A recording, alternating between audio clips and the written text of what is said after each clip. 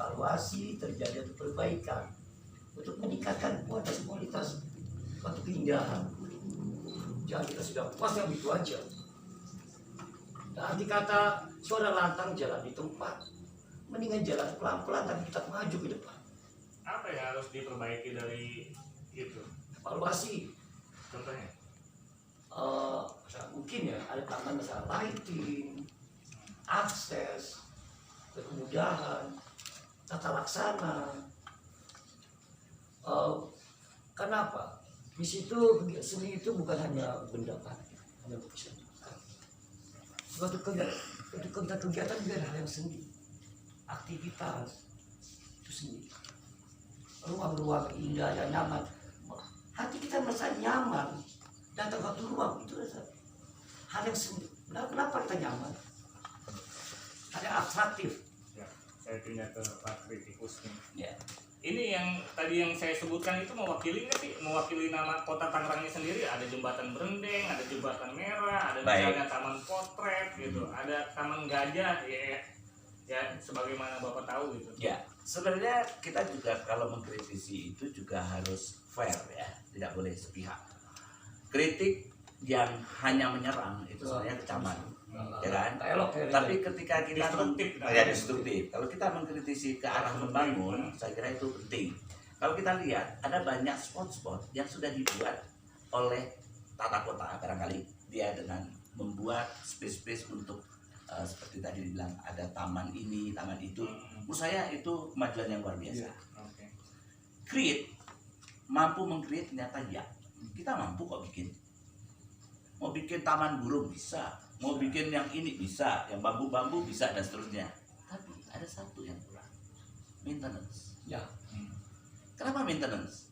Seni itu ibarat seperti wine, seperti anggur. Anggur itu baru pun enak, tetapi yang enak sekali itu harus lebih lama. Jadi sesuatu yang terpelihara lebih lama itu nanti akan menjadi nilai seninya sangat tinggi. Itu sebabnya kenapa ada heritage. Heritage itu selalu pemeliharaan dari benda-benda yang lama. Bahkan ketika pelukisnya sendiri seperti Rembrandt tentu tidak bisa menikmati hasil karyanya. Van Gogh Gimana? Tapi bagaimana itu akhirnya dipelihara orang lewat museum yang dijaga ketat gitu. Indah yang terwariskan. Gitu. Nah, ini persoalannya, apakah kita hanya melihat satu karya itu hanya dilihat parsial? Selagi gue menjabat, gue membuat itu, misalnya kan itu. I don't care about next gitu loh. Nah, ini yang harus kita rubah cara berpikirannya. Tadi saya setuju dengan Bung Jaya kaitannya dengan pemanfaatan. Seni kalau tidak bermanfaat, itu juga gak ada gunanya. Tapi gawat lagi tuh, jangan dimanfaatin aja. Ya, oke. Pemanfaatan itu dalam Anda ikuti aja. Seperti sama-sama membuat jembatan. Sebuah jembatan. Kalau saya boleh mengkritisi yang terakhir ini pun juga sebenarnya bagian dari suatu yang kejanggalan yang luar biasa. Kenapa jalan yang sudah dirata lalu menjadi bengkung? Oh, yang depan Puspeng tuh. Ya apapun di situ saya lihat itu. Apakah mau dibikin sehingga ada sindiran seperti ini? Apakah Tangerang ini mau dibikin Venice? Lalu ada gondola yang di bawahnya bisa melewati dan seterusnya kan gitu. Water treatmentnya harus bagus. Banyak aspek yang lain. Tapi di sisi yang lain, bukankah itu juga mengurangi kaitan dengan safety? Saya lihat kawan-kawan becak kita yang dulu dengan enaknya dengan sayuran yang tinggi, sekarang udah setengah mati mengenjot itu kan gitu. Padahal itu adalah warna tersendiri. Sebenarnya apa? Memelihara budaya, karena kita bilang seni itu bukan hanya produk output seperti itu.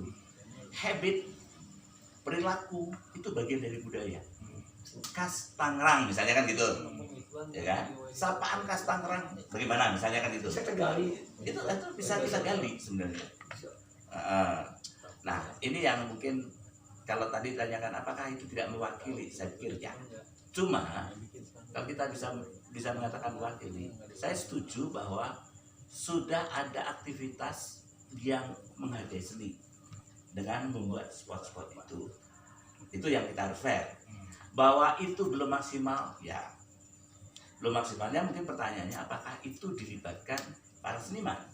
Satu ketika Hari Bumi saya diminta dengan para seniman mural menggambar yang di jembatan itu, jembatan flyover Cipondoh, ya kan gitu, dengan tema kelautan kan itu.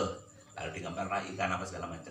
Saya mengajak kawan-kawan seniman Tangerang melakukan itu. Sayangnya, ya mohon maaf saya tidak perlu sebutkan namanya, tapi ada tokoh yang terlibat di dalamnya dan mengambil keputusan. Dia pemangku kebijakan atau bagaimana? Ya, salah satu diantaranya seperti itu. Oh, iya. Setelah saya selidiki, ternyata dia buta warna.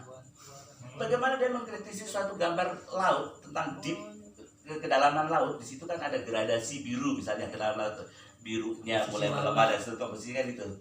Dia tidak bisa membedakan bagaimana dia bisa melihat bahwa ada di situ ada ikan kecil-kecil yang sedang berenang kan gitu. Itu pejabat. Oh, iya. Ada rekanan lah artinya di situ. Ya, saya tidak perlu mengatakan ini bahwa itu pernah terjadi, pernah terjadi.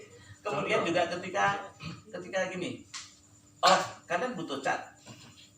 Waktu itu saya sendiri datang mengundang juga beberapa produsen cat, ya kan gitu. Atas pada waktu itu masih Ibu Lisa yang pegang di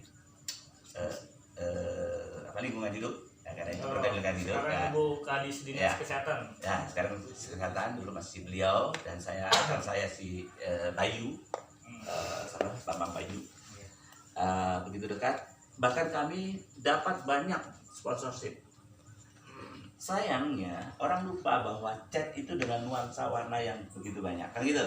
Itu satu. Yang kedua adalah bagaimana kuas itu dipakai. Orang ini merasa bahwa beli kuas gampang kok.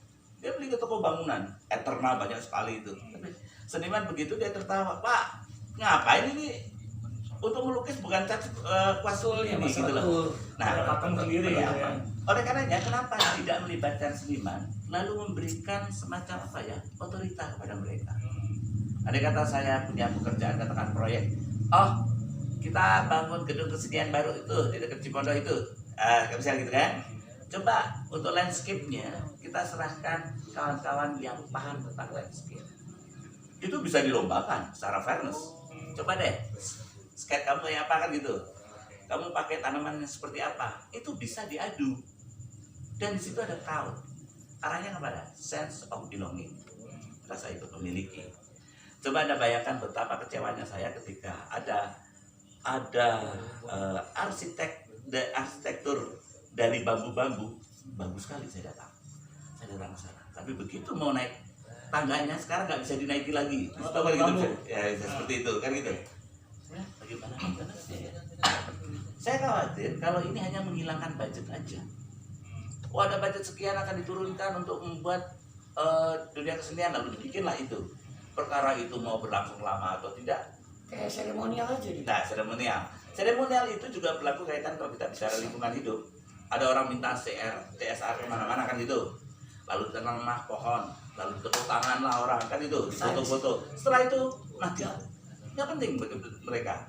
Ini keliru konsep-konsep seperti itu. Jadi apa? Ada konsep kaitannya dengan sustainable. Jadi kalau kaitan maintenance, yang kedua itu sustainable. Ada berkesinambungan. Iya. Nah ini yang kadang tidak terpikirkan untuk jangka panjang. Oke, kira-kira itu. Nah, udah nih. Ya. Segmen 1 infrastruktur kan. Nah, segmen 2 saya mau nanya soal ini nih. Keseniannya itu sendiri misalnya di Tangerang lah ibarat katanya kan ini kan pemekaran. Itu ada cokek, itu ada misalnya tarian apa tadi gambang kromong. Itu masih ada nggak sih yang kayak gitu? Tehiando kan? Iya, Tehiando. Masih ada. Ada. Bahkan pemain Fuceng yang jago aja ada anak muda. Ada ya? Tapi apa misalnya terekspos? Nah ini dia, ini problemnya. Ini saya minta bantuan dari media juga, agak sering banyak. Pemerintah kan punya Kominfo, punya Humas, kan ada juga dari pemerintah yang sendiri. Kita ada sebagai penikmat seni, kita bukan saya jadi bukan kami, kita jadi membangun semangat militansi, terus semangat kepedulian